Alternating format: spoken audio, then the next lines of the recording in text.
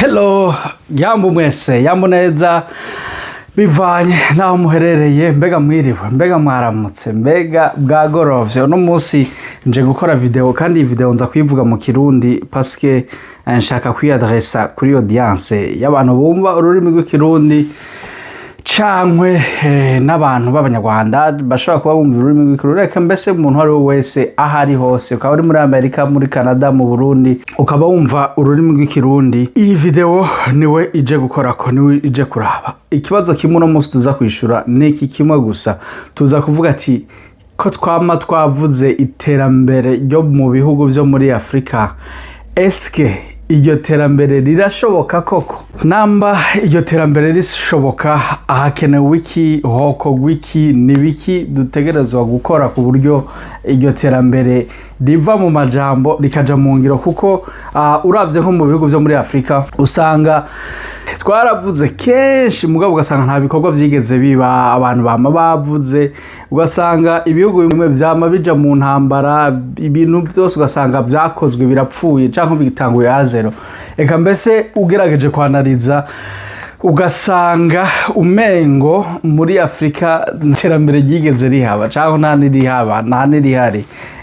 Eske turavye nk'ibihugu vya biteye imbere muri Afrika babigenza gute? Nibiki bikorwa kugira iryo terambere rihabe koko? Alors nivyo tuje kuvuga kuno munsi, kandi uko nabibabwiye tuza kubivuga mu rurimi rw'ikirundi kugira dutagetinge abagumva n'abashobora gutahura ivyo turiko turavuga.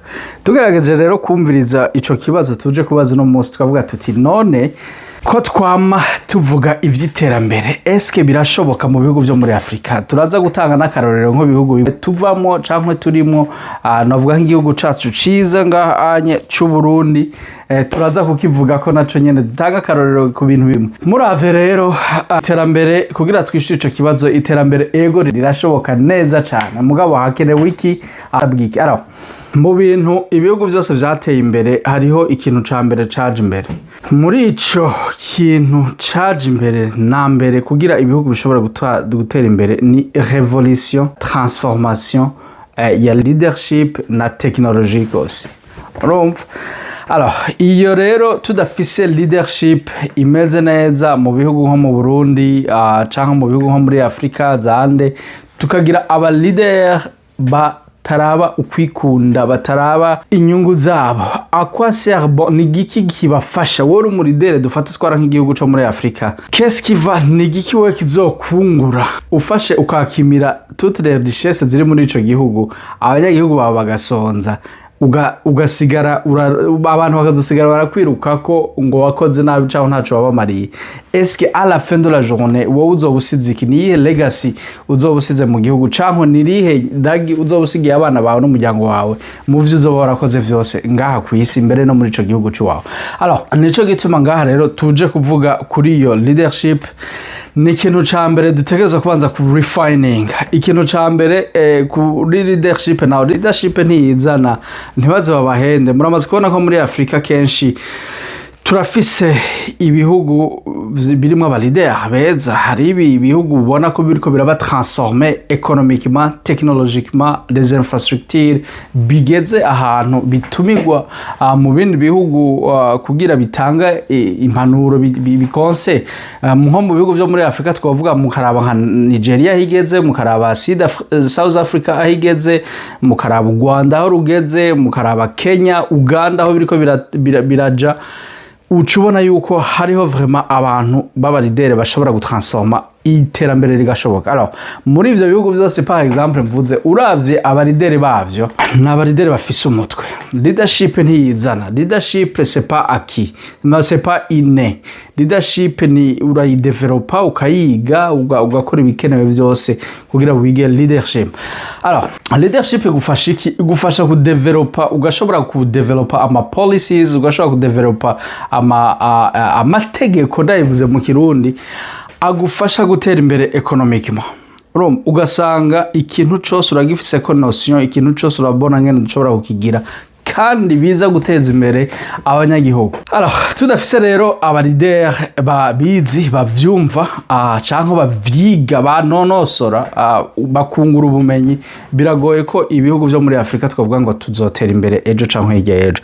Tuzoguma turi muri za nduru za zuguruzuguru zo kuvuga iterambere mumo wese avuga ngene bibona ngene vyokogwa n'ingene bipanze, mugabo usange les actions ibikorwa nyavyo vyo kuvuga tuti turagiye hamwe turagize zone libre d'échange muri Afrika ku buryo ibintu n'abantu bimuvinga freely, nta maviza, turagize monnaie imwe muri Afrika, turatembe turiyunze, harabaye ama investissement direct aba muri Afrika, abajene bararonsa akazi, transformation y'ama infrastructure birabaye, ibimabarabara, ibitaro, technology, education byose birubatswe bimeze neza. Ivyo kugira bikogwe bisaba revolution ya leadership, bigasaba yuko abatama bacu bariko baratwara ubu bantrena bakeduka abajene bahari ubu baba leader bize bashobora kuzotransforma kazoza.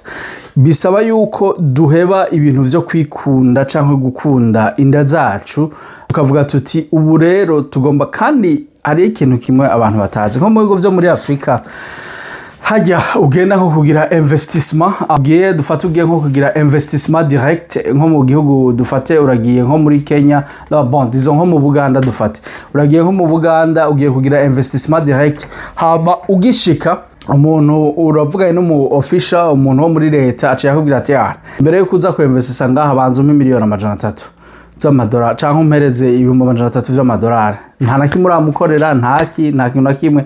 Ori yuko kubanza gutegera icaje gukora, gutegera izo investissement ziwe aje kugira ngaha muri ico gihugu, urabe ngene bozi beneficiamo ivyo amafaranga 300 y'amadolari umusavye ushobora kuyagwiza n'incuro 10 umuretse akaza agakora, hama mukevo ukamuhereza environnement stable bien structuré, agatera imbere akaronka profit, wowe ushobora kuyavyazuruzamo umusaruro x10 uretse iyo investissement ikaba. Mugabo kubera tuba dufise capacité intellectuelle yo kumva canke gutahura ibintu itari nini, tubona direct, tubona yo $300,000 aba yinjiye directement.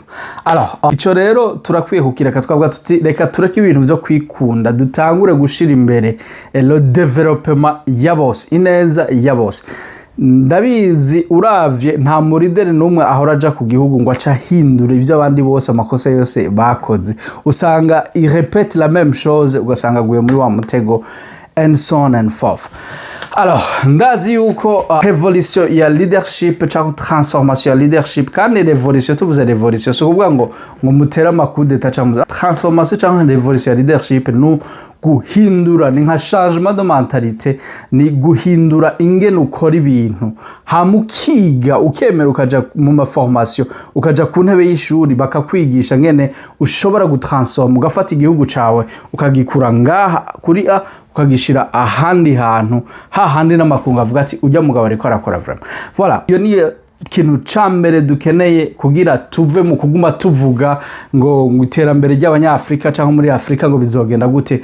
Dukeneye transformation, révolution ya leadership ishobora kuakompanya development économique, ishobora kuakompanya development transformation technologique aussi, ishobora kuakompanya na imigambi yo ku refininga no gukreya ama industrie ikorohereza abanyamitahe, ama investissement direct abera mu gihugu. Ivyo rero bitabaye gutyo tuzoguma tuvuga, urumva tuzoguma tuvuga ama solution ngene vyogenda, usanga vyose biherera muri ama video ya YouTube, usanga vyose biherera ngaha anye mu manama muri Congrès de Paris, usanga abantu baguma bavuga, abashinga amateka baguma badiskita, hamugiye kuraba les actions concrètes ugasanga nta kintu nakimwe cabaye. Ikindi kintu naco hamaze kuba revolution no kwigisha aba leader ngene hashobora kuba transformation économique muri vyose.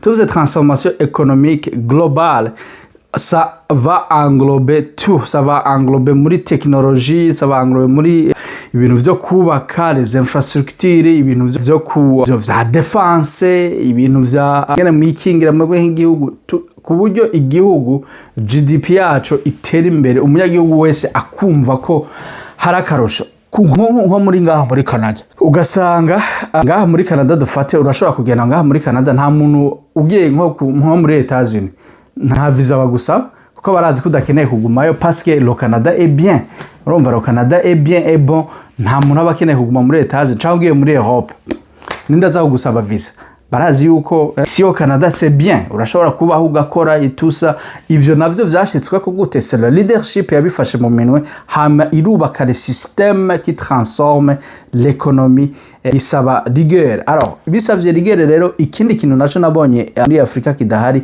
nico bita accountability no turabimezira muri industry yose naho ukora ashaka bari ku kazi canke hehe turamezira ico bita accountability turamezira les performances les indicateurs z'abantu ngene bariko bara performa mu kazi ukora mu vyo urimwo ukamezira hajya muri leta abantu bose bakora akazi ka leta qui ne performe pas chaque 6 mois chaque année mukaraba performance z'abakozi mukabacoachinga mukabigisha vyanse irentre baca baje gukora business muca mubashiriraho mugambi wingene mubahereza inyungu zo kwisununura bagakora business bagakora uburimyi n'ubworozi n'ibindi bintu bashoboye mugabo bakava konona leadership n'ubuzi n'ama service industrie ya service en général nuko bica bigera nuko wiyumvira kuratunganya igihugu nkahajya dufate nk'ubunye nko mu Burundi bakaca bavuga bati kuko igihugu cacu ciza cy'u Burundi je nico mvamo nico mvugira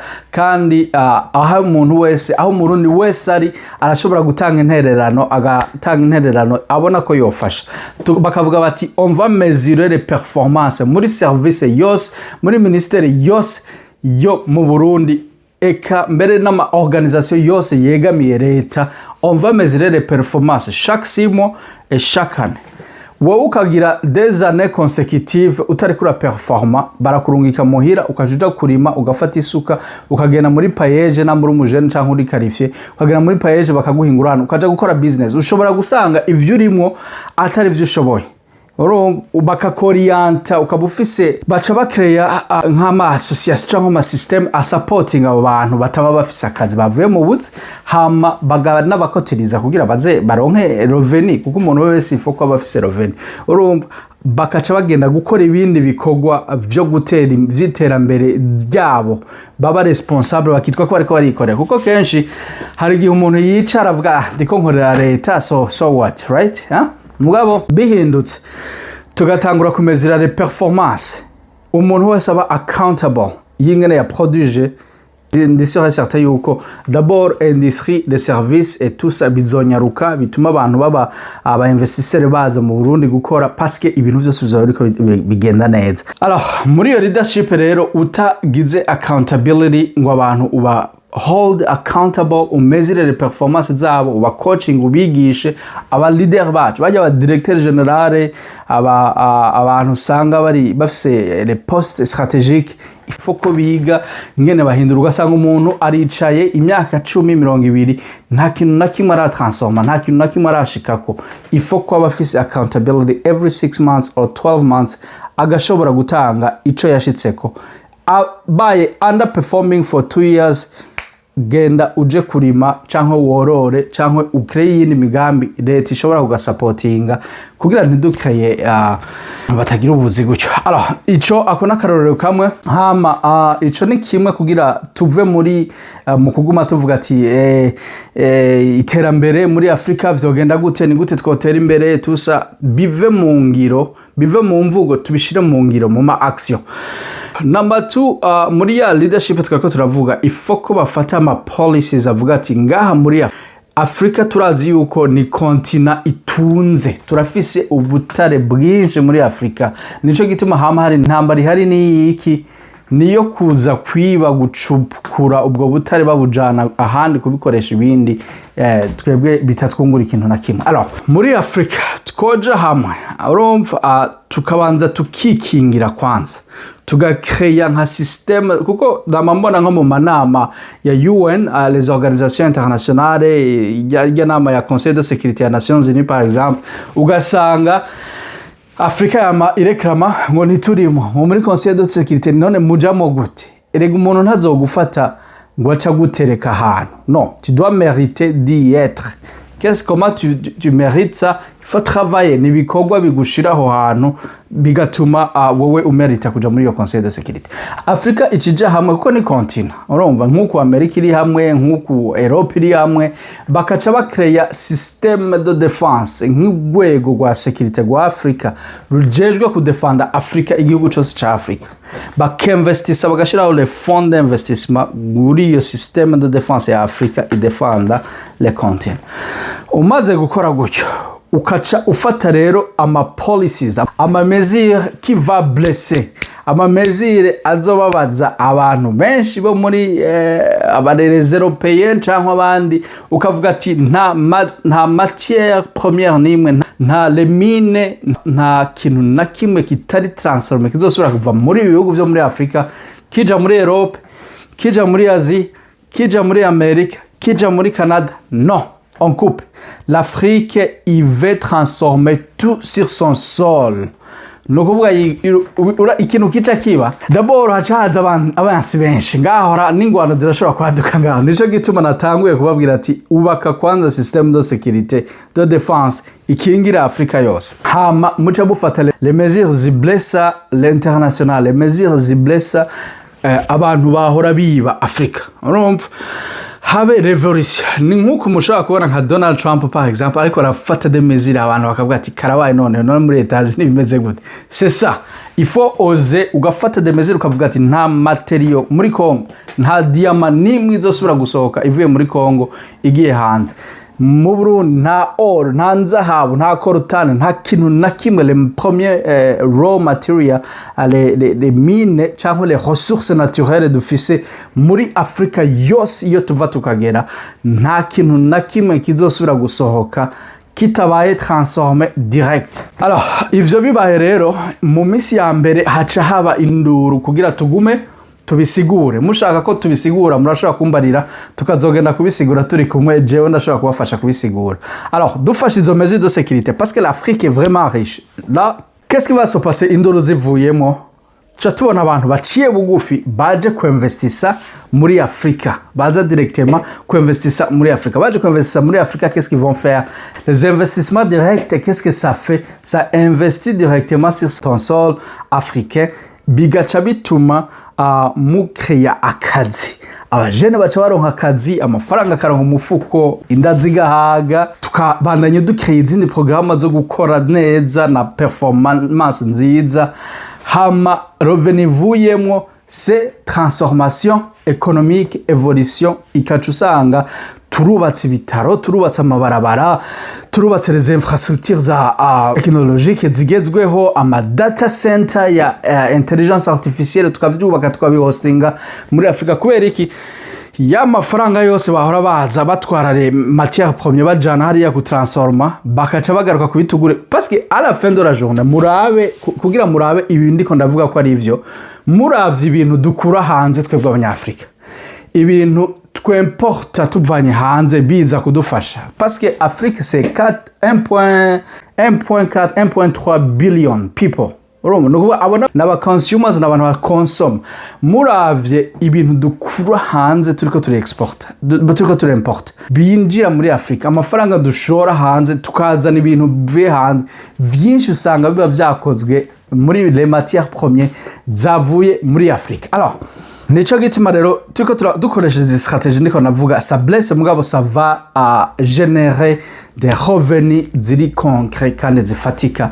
Usange tous les domaines zirabaye développer kandi amadomene yose arateye imbere mu bisata icarico cyose, parce que les matières premières dufise hari izikora muri médecine, hari izikora muri technologie, hari izikora mu nzahabu, bijouterie, ukaca créer industrie y'ama bijou, ugakreya ama chemin de fer kugira ushobore kureka ibintu bigenda uruja n'uruza rw'abantu n'ibintu bigenda neza freely bifise inzira nziza bicamo etusa. Ivyo rero tubigize nk'abanyafrika niho tuzoba turiko turava mu kuvuga gusa mugabo tukaja mu ngiro yo kugira dushobore gukora ibikorwa bimeze neza. None wowe ahuri ndiko ndakubarira nigiki wibaza kindi cokogwa apart ibi ndiko ndavuga? Nikihe kintu uraba kindi cokogwa? Urashobora kuraba par exemple nka transport yo kuzana ibintu bikura ahantu bijana muri Afrika. Urabe transport uri kurafata indege uva muri Canada uja muri Afrika canke muri Amerika uja muri Afrika. C'est casse-tête birazivye tellement que c'est qu'est-ce qui se passe là? Ivyo vyose tuciye tuvuga tuti écoute, on ne donne pas nos matières premières, on n'exporte plus les matières premières d'Iringa aux États transformées. Si tu veux travailler avec nous, tu viens ici, tu investis ici, tu construis des industries ici. None wibaza abo ibi industry bikomakomeye vyi raffinerie vya petrol ko hariyo petrol muri Afrika, muri za Nigeria, za hose za Uganda hariyo petrol. Ibi industry bikomakomeye bizoca biza kubaka mu bihugu vy'iwacu. None bije kubaka mu bihugu vy'iwacu si bwabuzi nyene, si ya mikoro meza atasubira kabone ugasanga igihugu girasuye kubone n'ivyo biyendisi bikabaho. Amarove navuye hakubaka amazu, akubaka amabarabara, akubaka ibitaro, akubaka amashuri, akubaka eka vyose ugasanga igihugu kirashajije neza, tumerewe neza. Mugabo mwumvise iyo navuye, mwumvirize aho ngeze. Ikindi kintu naco kisha gikurikira ivyo vyose umaze kubishika ko ubikaja en place ni sustainability. Comment tu vas sustain, ni gute ushobora kubimaintaina hama ukabandanya uja higher up. Muri sustainability rero ucutangura kuraba ngene ukoresha technology kugira ibintu bikogwe neza, bibe ameliore, ukoreshe technology, ubuhinga bugezweho, ibintu bibandanye bitera imbere. Ucutangura kwiyumvira nk'uvyerekeye investissement direct, mu vyerekeye intelligence artificielle. Uri kuravuga investissement direct muri intelligence artificielle, ucusanga muri industrie zose zizoba zihari bazoba bakeneye intelligence artificielle, bazoba bakeneye robotique, bazoba bakeneye amarobo atransforma ibintu bigakora. Ugacusanga nk'igihugu dufate nk'u Burundi, aho ni Afrika yose yoba yagiye hamwe, kuko turafise Union Africaine. None Union Africaine eske Nigiki yokora kugira ibishikeko? Urumva ivyo byose nigitwa nababwiye ko hoba n'amakonflikt ugiye kubikora gutyo, ni kubera bamwe ntibashaka kubigenda uko bashaka, bagume batora ya def profit inyungu z'umwe wese. Donc tuhebe rero ivyo inyungu z'umwe hama tuje gukora muri. Alors tugiye rero tugenda kuri sustainability, ivyo kugira tubi maintain tunavyevolue effectively. Ucutangura ku redesigninga processes, n'ingene ukora ibintu, n'ingene ukoresha technology kugira ibintu vyose bihande facile bishobore kuguma bitera imbere. Hama ukabandanya imezera performance, ukabandanya wigisha abantu ku buryo tugera aho dutera imbere, tukavuga tuti natwe rero muri Afrika tugomba turungike umuntu aza kugira ama recherche mu kwezi, ku kwezi, to the moon, je kurondera yuko ubuzima bushoboka. Pourquoi pas? Uko abandi baraja mu kwezi baza kugira ama recherche ku kwezi, natwe twibereye mu kabari turiko turanywa inzoga, turiko turavuga ati none tujya mugabo ne watwaraje, ati none mbere yashaza banda yatwara gushika nabisa abandi baryiki kora ifoko bakora, urumva. Donc c'est ça. Nuko rero hama twiyumvire muri uri kuriyumvira les infrastructures, il hari ibintu do base, ari ibihugu bimwe baba bakwiye gukura mu nzira d'abord ibintu do base kugira ga connection kari fake ya amazi, amatara, ico ufungura, ivyo bintu ndo base vyose bikaba vyavuye mu nzira kugira ushobore kwiyumvira nkuko niko niyumvira, niko ndabahereza les solutions. Urumva hamwe tugera ku giti natwe tuvuga tuti on va envoyer des gens kugira bagire expérience, bagira ama recherche, turungika ama satellite, tugire satellite ya tugire internet yacu idufurnisa. Urumva ivyo bizoba mu iterambere, muri education, muri science, muri leadership, revolution leadership et tout consort muri ibi vyose niko ndavuga. Sinshaka guteba rero kuko nobigisha novuga noheza parce que ni sujet il est très important. Mukaba mutaragira s'abonner sur EASTAFRI, nagomba ngeze ngaha ofisi kibazo urashobora kuncontacta site web biri ngaha, wiklice kuri site web ukaja kuri contacter, urabona numero de telefone zanje canke email, murashobora kutwandikira mufisi kibazo canke ico twabafasha. Merci beaucoup. Mon nom c'est Audrey, encore une fois je représente EASTAFRI TV et puis EASTAFRI Consulting as well. Merci beaucoup, passez une bonne journée. Au revoir.